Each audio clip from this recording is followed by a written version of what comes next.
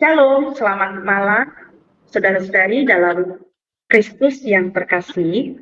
Selamat datang di program talk show Task Force Doa dan Konseling dari Majelis Pendidikan Kristen di Indonesia yang disiarkan melalui YouTube MPK dan Bara Digital Ministry pada malam hari ini. Pada kesempatan kali ini, kita akan membahas sebuah topik yang sangat relevan dengan realitas kehidupan generasi muda saat ini, yaitu jerat judi online dan pinjaman online bagi generasi muda. Ini merupakan sebuah isu yang sungguh meresahkan, tidak hanya di kalangan remaja, tetapi juga di tengah keluarga dan sekolah Kristen. Untuk menjawab tantangan zaman ini, malam hari ini Bapak Stephen William Joseph SH, beliau merupakan Ketua Pengurus Yayasan Pionir Indonesia yang akan membantu kita membuka wawasan kita terkait topik malam hari ini. Namun sebelumnya saya mengajak kita terlebih dahulu untuk duduk dalam pimpinan Allah Roh Kudus. Kita serahkan pelayanan ini dalam pimpinan Tuhan kita berdoa. Bapa di dalam surga, terima kasih Tuhan pertolongan-Mu bagi kami. Kami mengucap syukur untuk hari yang boleh kami lewati, dan kami tahu ada tangan Tuhan yang penuh kuasa, yang senantiasa menjaga dan melindungi kami. Kami mengucap syukur pada malam hari ini, untuk waktu yang diberikan oleh Bapak Stephen berbagi kepada kami melalui streaming pada malam hari ini. Kiranya Tuhan memberkati, dan hamba-Mu selaku host kiranya juga Tuhan pakai. Terima kasih Bapak, kami serahkan sepenuhnya waktu ini di dalam pimpinan Tuhan. Di dalam nama Tuhan Yesus Kristus kami berdoa. Amin. Baik, Shalom Bapak Stephen, selamat malam Pak. Shalom, selamat malam. Iya, baik Bapak Stephen, izinkan saya menyampaikan pertanyaan Pak Stephen sesuai dengan topik yang sudah saya bacakan tadi. Apa yang membuat judi online begitu menarik bagi generasi muda saat ini, Pak Stephen? Silakan. Oke, pertanyaan yang sangat bagus untuk membuka video dan edukasi hari ini. Jadinya tentang kenapa sih judi online, pinjaman online ini menjadi menarik. Yang pertama mungkin kalau kita bisa sampaikan sangat mudah diakses. Sangat mudah. Artinya judi online, pinjol, dan kegiatan-kegiatan yang sebenarnya negatif ini sekarang itu gampang sekali. Kalau mungkin dulu aksesnya sulit. Misalkan kalau kita kasih contoh judi itu kita harus datang ke satu tempat yang menyediakan, yang kalau di Indonesia ini kan ilegal, ada hukumannya, pidana, jadinya mungkin orang takut datang. Tapi kalau judi online ini sama persis seperti game-game online pada umumnya. Jadi seperti main misalkan Candy Crush dan lain-lain, tapi ada unsur judinya, ada nilai rupiah yang dimasukkan atau bahasanya itu di top up. Nah, jadinya ini sangat mudah diakses nih Bu. Nah, ini yang biasanya jadinya anak-anak muda, jujur sangat amat banyak yang terjerat. Dan usianya itu rata usia-usia masih dalam usia sekolah. Tidak sedikit anak SD, bahkan SD, SMP, dan SMA. Apalagi yang kuliah, apalagi yang di atasnya ya. Kita ngomong fakta yang kita temukan saja yang di SD, SMP, dan SMA itu sudah ada. Jadi apalagi kita tahu judi online dan pinjaman online ini sangat berkaitan. Dalam arti ketika orang judi online, biasanya mereka akan menghabiskan seluruh uangnya. Kalau anak-anak sekolah nih, jajannya. Belum lagi ngambil-ngambil dari duit orang tua atau bohong-bohong. Nah, tapi kalau sudah dilakukan semua itu, biasanya kan mereka kena marah nih, misalnya orang tuanya tahu nih, wah lu kamu ngambil-ngambil ya, nakal kamu ya, dimarahin, oke. Tapi mereka kecanduannya itu belum lepas. Nah, ketika belum lepas ini, akhirnya mereka mulai beralih, salah satunya itu pinjaman online ilegal. Yang kita tahu itu sangat amat bahaya karena apa? Dari pokok bunganya. Nah, kita bisa lihat di situ tingkatnya itu sudah jauh di atas BI yang sudah ditentukan Bank Indonesia. Nah, sehingga ketika orang melakukan pinjaman sudah pasti nggak bisa bayar. Karena telat sehari aja mungkin bunganya bukan 0, berapa, tapi bisa sehari itu 5%. Jadi 1 bulan itu bisa 150%. Jadi otomatis memang dibikin orang tidak bisa bayar sehingga harus nunggak. Nah itu kan modus-modus yang ada di lapangan. Jadi itu yang bikin menarik karena mudah diakses. Ya, ya. Memang betul ya bahwa kemungkinan yang terjadi di saat ini khususnya karena internet juga sudah bebas untuk diakses oleh semua kalangan. Di situ adalah kesempatan ya anak-anak khususnya bisa melakukan hal-hal seperti itu. Nah, Bapak, mengapa pinjaman online menjadi juga merupakan pilihan yang sering diambil, Bapak? Walaupun mereka tahu nanti resikonya akan ada yang membuat mereka pada akhirnya bisa jadi kesulitan untuk melunasi atau membayarnya. Demikian. Oke, izin saya jawab. Jadinya ada 2 hal, Bu. Hal yang pertama, itu sangat gampang cara mengaksesnya. Dalam arti apa?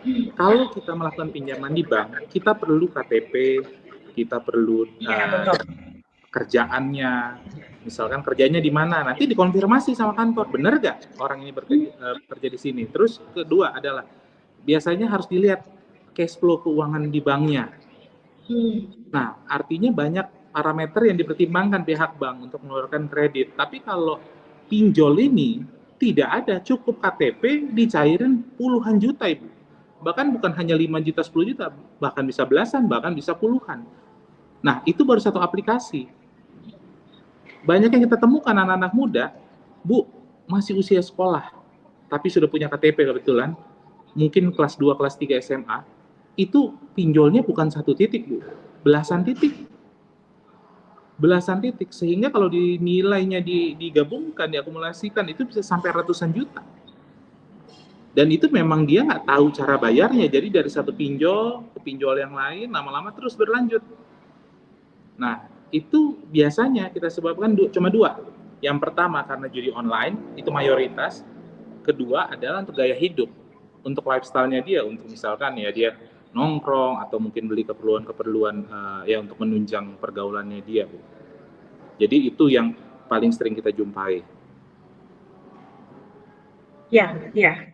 Apakah ini mungkin juga ya, kalau anak-anak ini sudah terjebak dengan judi online ini, akan itu menjadi kecanduan bagi mereka ke depannya, Pak. Tanpa, walaupun mereka tahu akan mereka harus menghadapi dengan resiko yang besar seperti itu. Apakah mungkin dengan terbukanya akses mudah untuk melakukan situasi seperti ini, apakah mungkin merupakan suatu kecanduan kepada remaja-remaja seperti ini, Pak? Dan kira-kira apa dampaknya terhadap kesehatan mereka, kesehatan mental mereka, emosional mereka generasi muda ini ke depan? Oke, setuju, Bu, sama pertanyaan Ibu. Dan terakhir yang Ibu tanyakan, apa kerusakannya? Ya, betul, utamanya adalah mental dan emosional. Kenapa saya bilang pertama mental?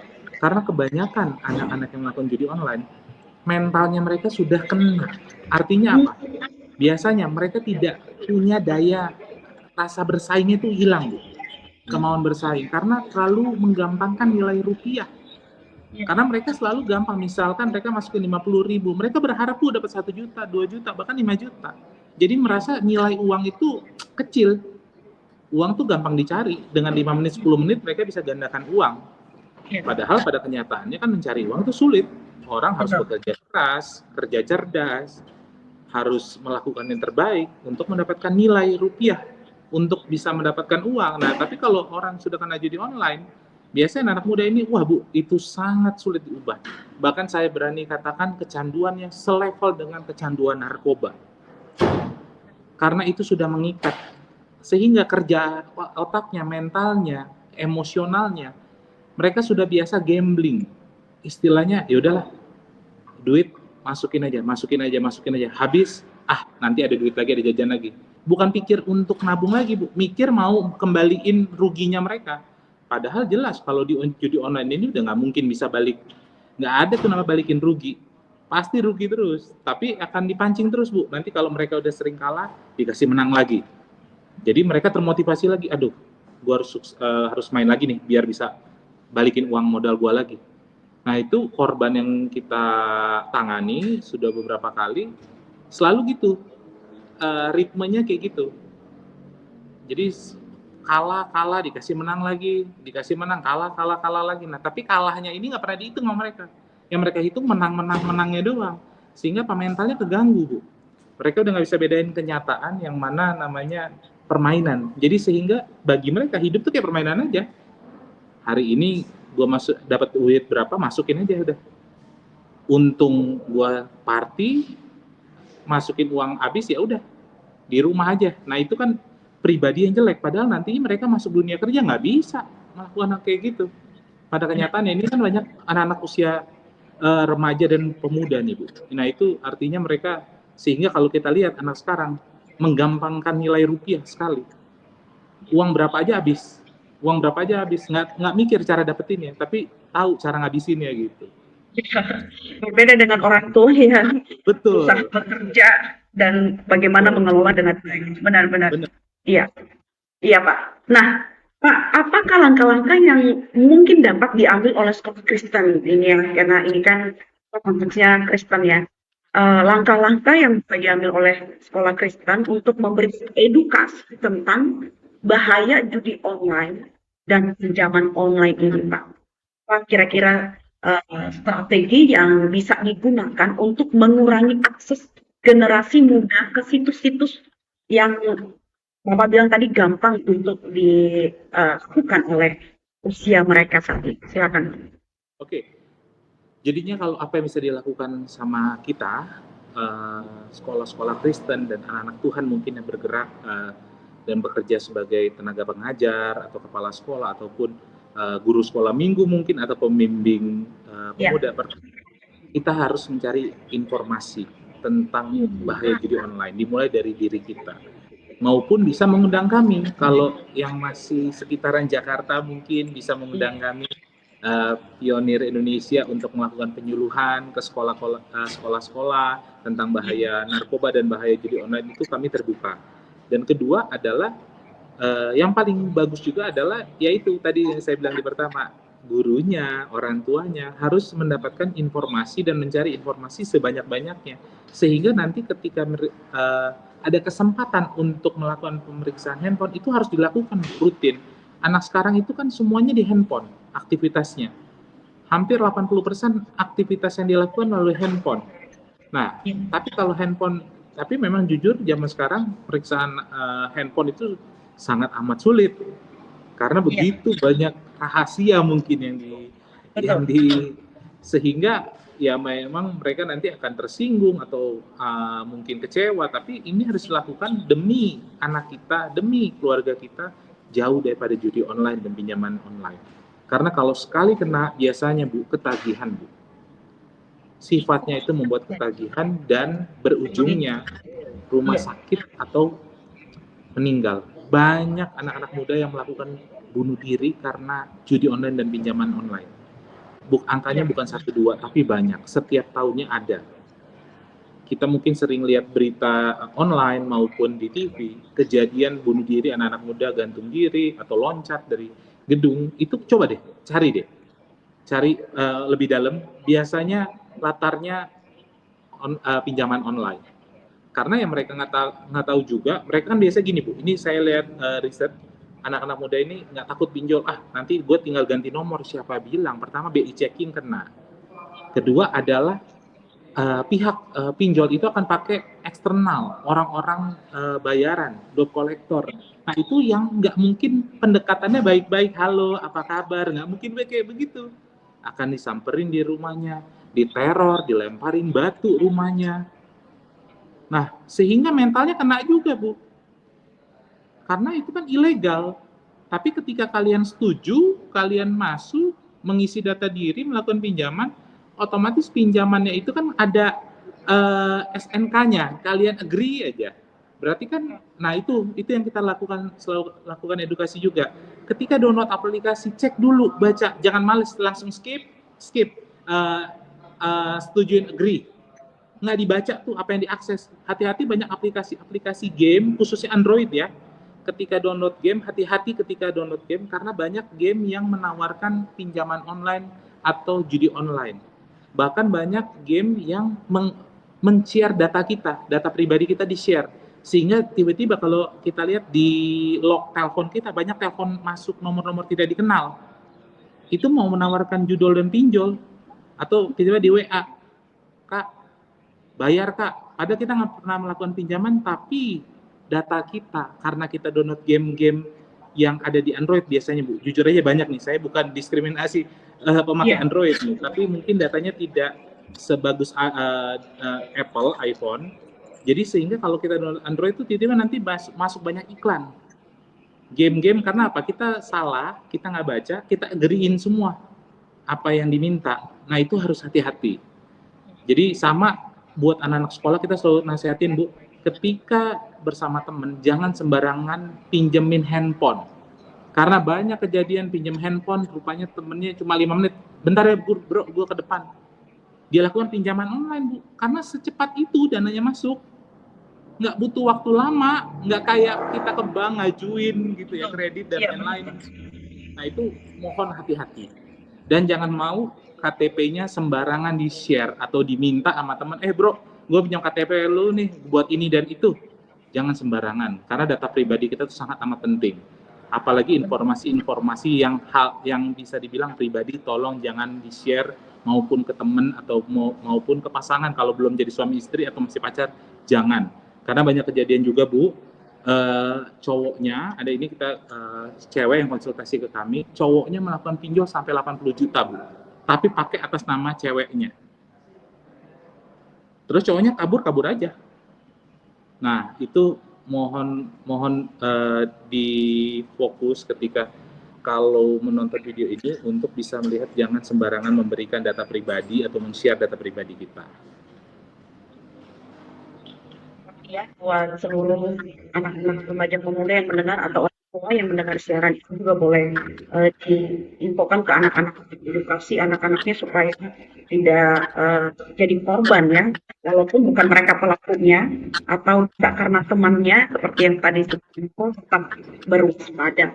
Nah, Pak, bagaimana peran keluarga juga dalam mencegah generasi muda, khususnya anak mereka ya, dimulai dari anak mereka dulu dalam keluarga, supaya tidak mudah terjerat dalam judi online dan pinjaman online ini, Pak. Kan orang tua memang sudah memberikan handphone seperti itu kepada anak-anak mereka, tetapi tidak 24 jam.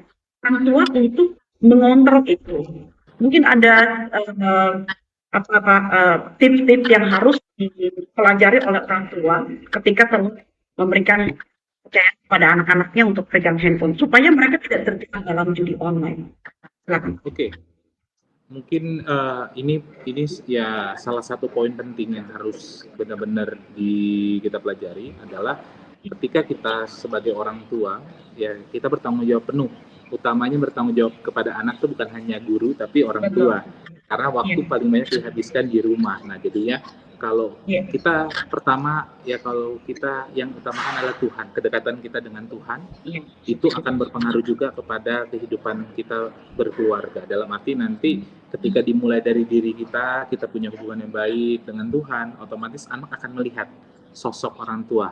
Nah, ketika sudah melihat sosok orang tuanya dekat dengan Tuhan, ya kita sebagai orang tua harus merangkul anak dekat dengan Tuhan. Nah, itu yang pertama. Kedua adalah kita harus memiliki kegiatan positif bersama. Kalau bisa dilakukan bersama orang tua dan anak.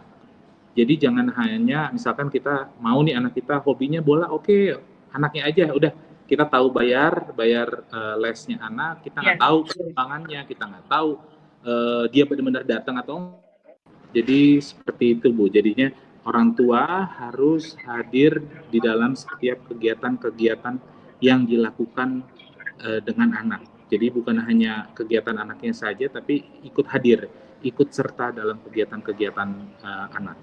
Dan ketiga, mungkin yang terakhir, kita harus bijaksana dalam arti apa? Kita harus mengawasi. Kita juga bertanggung jawab sebagai pengawas di rumah. Jadi pengawas bukan hanya tubuhnya, tapi kegiatan di media sosialnya juga kita harus awasi. Jadi dari handphonenya itu kita harus misalkan cross check atau kita masukkan aplikasi untuk tracking anaknya, itu langkah-langkah pencegahan yang baik. Jadi anaknya juga tahu kalau orang tuanya itu memang menjaga dia. Jadi ketika dia mau memutuskan bertindak yang negatif, dia akan berpikir berkali-kali. Jadi dia tahu orang tuanya ini sayang, orang tuanya ini aware sama dia. Jadi kalau kita cuek-cuek aja, takutnya anak-anak ini ngerasa, oh ya udahlah, santai, orang tua gue juga santai, gue mau main pinjol kayak judol kayak, kayaknya nggak masalah deh. Tapi beda cerita kalau orang tuanya hadir, orang tuanya tempat cerita. Nah, ketika mendengar video ini, menonton video ini, ya harapannya kita mulai nih diomongin ke anak. Jadi sebelum anaknya terjerumus, kita harus tampil duluan, sampaikan bahayanya, kasih tahu fakta. Misalnya kita kasih tunjuk fakta, 80% pengguna pinjol dan judol itu usia 17, 18, 19 sampai 24 tahun. Nah, berarti kan ini usia rentan nih. Kalau anak Bapak Ibu masih SMP, SMA dan kuliah, ini kan usia rentan.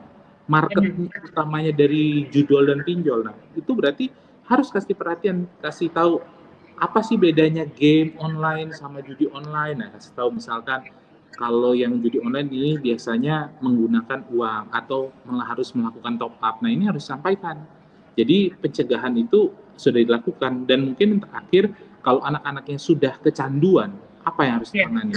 Nah, kalau yang ditangani adalah pertama bawa ke expert. Ke expert ini apa? Misalkan bawa ke psikolog. Nah, tapi bisa juga konsultasi sama tokoh agama, misalkan pendeta atau guru kalau di artinya untuk sharing, ditanganin dulu. Tapi kalau kita lihat tingkat kecanduannya seperti apa, ada ibu yang sampai dimasukin ke rehabilitasi. Nah, akhirnya sembuh karena selama ini orang tuanya udah aktif, Bu. Sebenarnya orang tuanya udah aktif, udah pernah sita handphonenya seminggu, dibalikin main lagi, Bu, judi online. Nah, jadi harus ada tahapannya, kita harus mengenal nih, kita harus melihat misalkan kita percayain dulu, janji ya nggak main lagi, mulai atau nggak mulai dapat ada sanksi, misalkan handphonenya disita atau rekeningnya jangan uang nggak boleh lagi di tangan, tapi dalam arti kasihnya bentuk jajanan, makanan dan lain-lain kalau dia masih sekolah. Nah, tapi kalau andaikan tingkatnya sudah adiksi atau kecanduan, ya harus bawa ke rehabilitasi. Lebih lanjut itu. Betul, dibalikin lagi cara hidupnya. 24 jamnya dia ini teratur lagi. Karena kalau biasanya rehabilitasi yang berbasis sosial, itu diajarin bagaimana cara dia hidup, cara dia bekerja dari pagi, siang, sore, malam itu ada aktivitas-aktivitas dan lain-lain. Jadi seperti itu, Ibu. Oke. Itu mungkin tips-tips untuk orang tua yang punya anak remaja, bahkan juga mungkin pembina di pemuda, remaja, atau juga sebagai guru di sekolah Kristen. Nah, Pak, pertanyaan yang terakhir, Pak, apa yang merupakan pesan utama Bapak di dalam sorry Pak, saya akan mulai dulu yang terakhir dan tadi apa pesan utama? Oke. Pak, terima kasih untuk jawabannya, dan ini merupakan perhatian buat orang tua juga yang punya remaja atau pemuda, atau bahkan juga sebagai pembina di pemuda remaja, bahkan juga sebagai guru di sekolah Kristen yang punya anak didik, punya masalah sudah terjerat dalam judi online atau pinjaman online.